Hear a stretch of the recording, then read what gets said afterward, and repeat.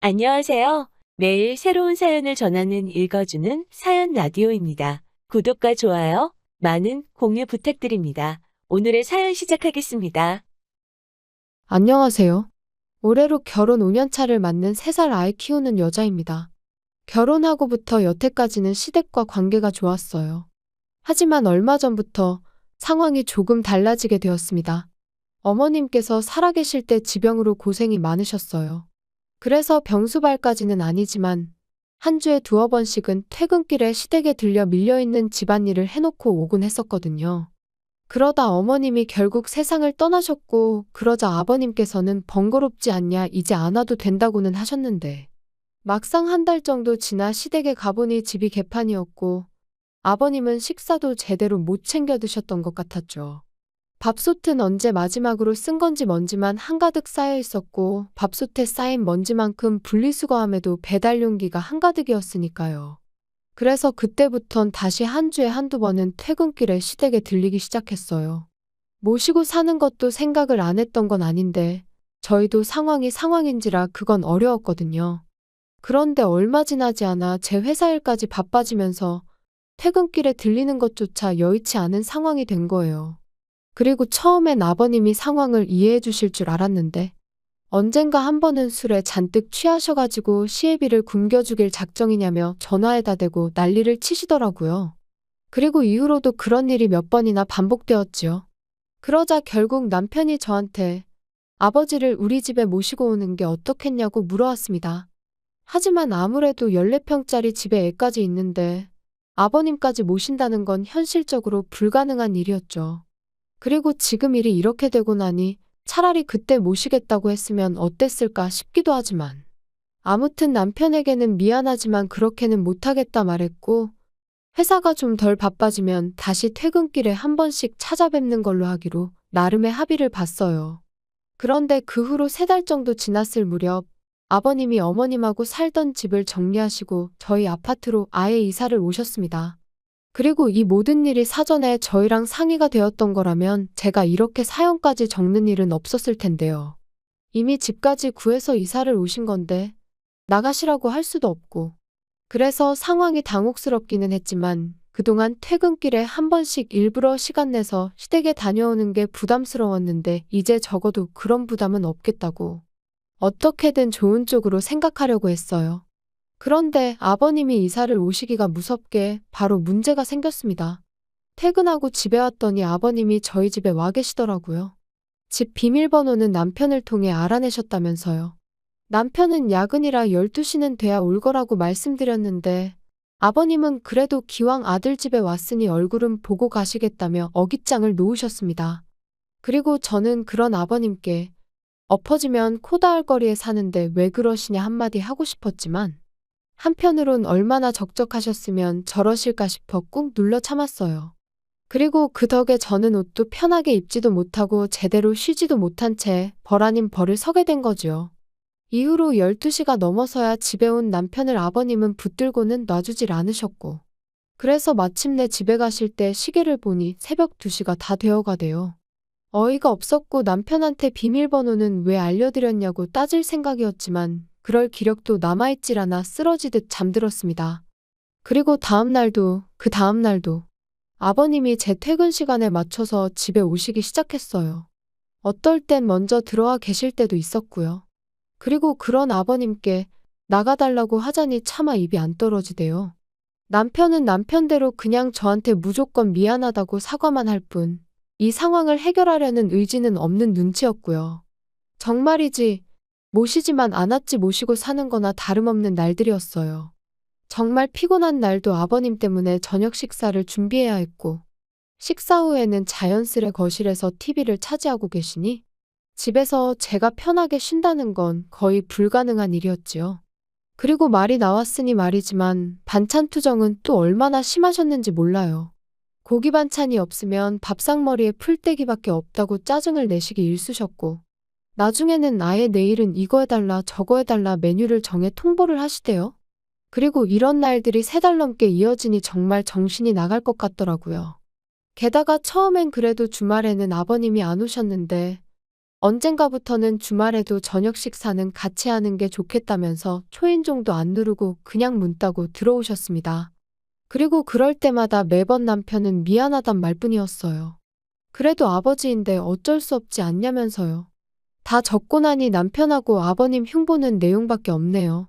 사실 남편 말 맞다나 아예 처음부터 시부모님을 모시고 사는 사람들도 있는데 그에 비하면 저희 아버님은 저녁 때만 왔다 가시는 거니 제가 너무한 건가 하는 생각이 들기도 해요. 정말이지 저도 제가 원하는 게 뭔지 도대체 어떻게 하고 싶은 건지 모르겠기에 머릿속을 정리하면서 위로도 좀 받고 싶어 이렇게 사연을 보냅니다. 혹시나 저랑 같은 상황을 겪으신 분이 있다면 어떻게 하는 게 현명한 대처인지 조언 한마디 부탁드려요. 안녕하세요. 얼마 전에 어머님 돌아가시고 나서 아버님이 집 근처로 이사와 매일같이 집에 찾아온다는 사연 적어보냈던 사람입니다. 벌써 2달이나 지났다는 게 시간이 참 빠르구나 싶네요. 아니면 매일같이 시달려서 시간 가는 줄 몰랐던 걸 수도 있고요. 잠들기 전이면 항상 제 사연에 달리는 댓글을 확인했었는데 뭐하러 참고 사냐며 이혼하란 사람들이 많았어요. 그리고 솔직히 처음엔 사람들이 남의 일이라고 너무 쉽게 이혼 이야기를 꺼내는구나 싶었죠. 이제 와서 말이지만 저한테 이혼이라는 옵션은 아예 없는 거나 마찬가지였어요. 어떻게든 지금 이 상황만 현명하게 넘기면 괜찮을 거라고 생각했으니까요. 그런데 누군가가 남긴 지금 이혼하지 않으면 시아버지 돌아가시는 날까지 그렇게 시달리며 살아야 될 거라는 댓글을 읽었을 땐 뒤통수를 맞은 듯 큰 충격을 받았습니다. 남편하고 한번 허심탄회하게 이야기해보란 댓글도 있었는데 왜 안 해봤겠어요. 하지만 그럴 때마다 남편은 그저 고장난 라디오 마냥 고맙다 미안하다 말뿐이었으니 나중엔 대화도 무의미하게 느껴지더라고요. 아무튼 어찌저찌 마음속에 참을인자 새겨가며 하루하루를 버티고 있었는데 결국 아버님하고 부딪히고 말았네요. 아버님은 평소에도 반주를 즐겨 하시는 분이셨는데 어머님 돌아가시고 나서는 더 자주, 더 많이 드시더라고요. 그리고는 언젠가부턴 저희 집에 오실 때도 술은 잊지 않고 챙겨오기 시작하셨지요. 그리고 그날도 어김없이 제가 어린이집에서 아이를 데리고 퇴근을 하니 아버님이 먼저 와 계셨어요. 무슨 보물단지 마냥 소주 2병을 끌어안고요. 아버님이 아이랑 놀아주신다길래 저는 저대로 저녁 식사를 준비하기 시작했습니다. 그런데 문득 왜 이렇게 조용하지 싶은 거예요. 그래서 거실로 나가보니 세상에 아버님이 안주도 없이 소주를 드시고 계시대요. 게다가 제가 보고 있다는 걸 모르셨는지 아버님이 저희 애 입에다 소주병을 가져다 대시면서 너도 좀 먹어봐라. 음료수야 음료수 그러시는데 너무 순식간이라 이런저런 생각할 겨를도 없었어요. 그냥 너무 놀라서 반사적으로 아버님 손에 들린 소주병을 밀어버렸죠. 그리고 다행히 저희 애가 맛은 못 본 것 같더라고요. 그런데 아버님은 지금 네가 나를 쳤냐면서 고래고래 소리를 지르기 시작하셨습니다. 그리고 그때부턴 저도 눈이 뒤집어졌던 것 같아요. 아버님더러 제정신이시냐고 따졌습니다. 참고 살다간 평생 끌려다닐 거란 사람들의 말도 생각났고 제 아이를 위해서도 그냥 넘어가선 안 되겠다 싶었거든요. 아버님한테 지금 제정신이냐고 겨우 3살짜리 손자한테 술을 음료수라며 주는 할아버지가 세상에 어딨냐고 쏘아붙였습니다. 그랬더니 아버님이 그거 좀 먹는다고 애가 어떻게 되는 것도 아닌데 제가 당신을 아주 잡아먹을 기세라며 소리를 지르시곤 화장실로 휙 들어가시대요.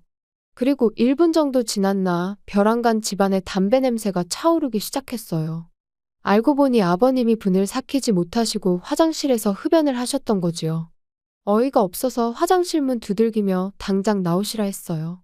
무식하게 누가 요즘 실내에서 담배를 피냐고 그리고 간접흡연이 애한테 얼마나 안 좋은지 모르시냐고 대체 아버님 땡 놔두고 저희 집에 오셔선 행패시냐고. 저도 그간의 울분 때문인지 악다구니를 썼네요.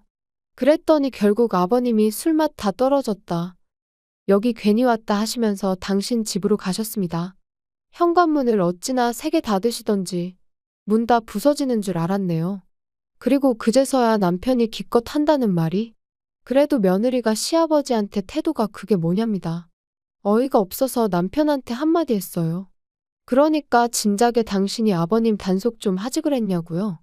그랬더니 아버지가 애한테 설마 진짜 술을 먹일 생각이셨겠냐면서 장난으로 그러신 걸 텐데 평소에 제가 워낙 아버님이라면 싫어라 했으니 그런 반응을 보인 거랍니다. 장인어른이었으면 그런 식으로 행동하지 않았을 거라면서요. 애를 생각해서라도 큰 소리는 그만 내야지 싶었지만 어찌나 남편이 뻔뻔하게 나왔는지 몰라요. 잘났다고 하는 말이 얼마나 아버님이 외로우셨으면 이사를 다 오셨겠냐. 새끼 다 챙겨드리라는 것도 아니고 저녁 한 끼 같이 먹자는데 그게 그렇게 거슬리냐면서 막말로 모시고 사는 것도 아닌데 저더러 너무한다나요? 그러면서 반대로 저희 친정아버지였으면 제가 이렇게 나왔겠냐고 아마 벌써 모시고 왔을 거랍니다. 그리고 제가 아니어도 자기가 모시고 살자고 했을 거라는데 어찌나 기가 막히던지. 정말이지 이 인간이 제정신인가 싶었어요. 차라리 평소처럼 말이라도 고맙다 미안하다 했으면 저도 적당히 하고 애 때문에라도 그만했을 텐데. 이제 보니 속으론 저를 잔뜩 원망하고 있었구나 싶었으니까요.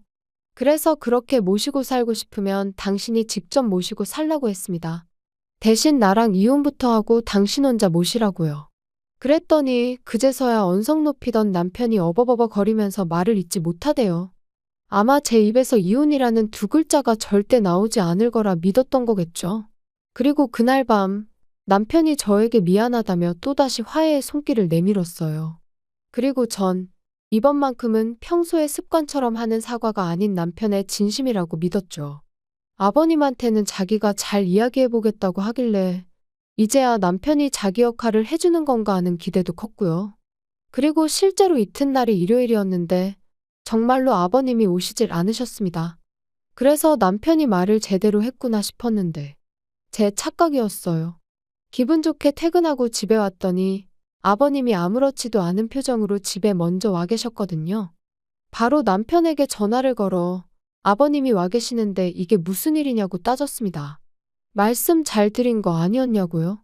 그랬더니 남편이 우물쭈물하더니 막상 아버님을 뵈니 차마 매정한 말이 안 나오더라나요.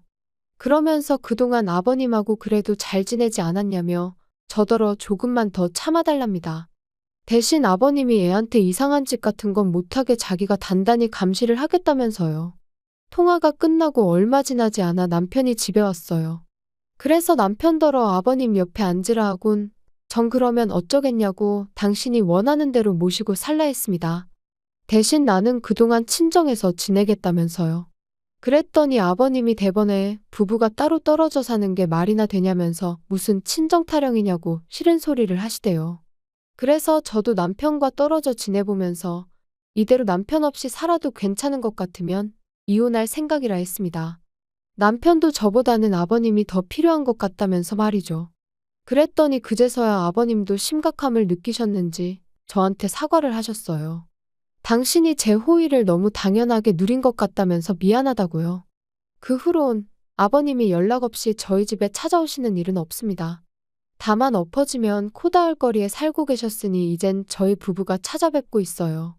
매일은 아니고 일주일에 한두 번 정도 냉장고에 반찬 꽉꽉 채워드리고 오지요. 밥솥도 어떻게 사용하시는 건지 알려드렸고요. 지금도 아버님 앞에서 이혼 이야기까지 꺼냈던 걸 생각하면 마음이 편치는 않아요. 하지만 이제 서로가 서로를 이해하게 되었으니 앞으로 더는 그런 일은 없겠죠? 앞으로 잘해드릴 거예요. 긴 이야기 들어주셔서 감사합니다. 오늘의 사연은 여기까지입니다. 구독과 좋아요, 알람 설정해주시면 앞으로 더 좋은 사연으로 찾아오겠습니다. 감사합니다.